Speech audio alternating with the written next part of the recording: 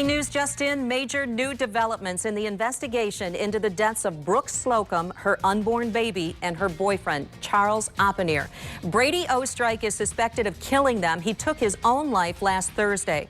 During a news conference that just wrapped up minutes ago, we learned new information about what Ostrike did to Oppenheer's body, as well as new information about what was found in the suspect's home.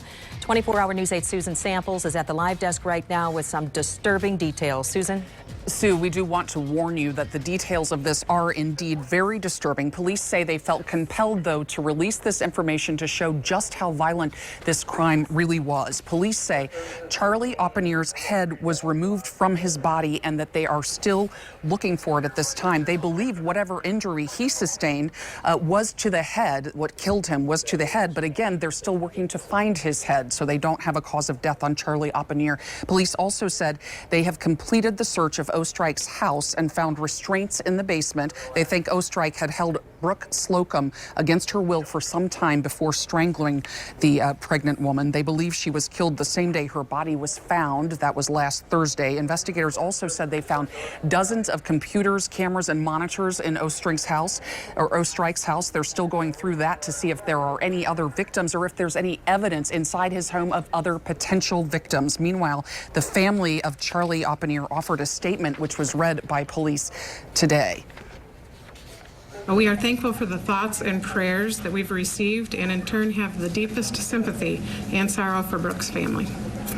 I am requesting that you do not contact the family as they have requested, and would appreciate that. Thank you.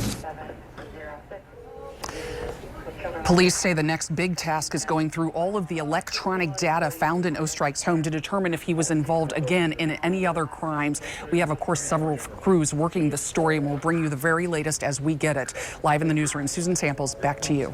Susan, thank you. Also, just in this noon, we're learning that police are trying to see if there's any connection between the disappearance of Jessica Hiringa and Brady Ostrike. The Norton Shores police chief tells us that Michigan State Police detectives who worked on the Hiringa task force are assisting Wyoming police with their investigation. So far, the departments have just shared information. Funeral services were held this morning for Charlie Oppenheer in Belmont. Brooke Slocum will be laid to rest later this week.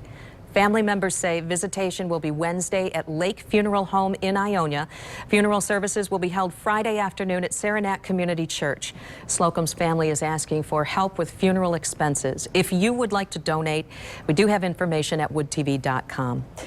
Of course, make sure and stay with 24-hour News 8 as this investigation moves forward, and you can keep up with the very latest at woodtv.com.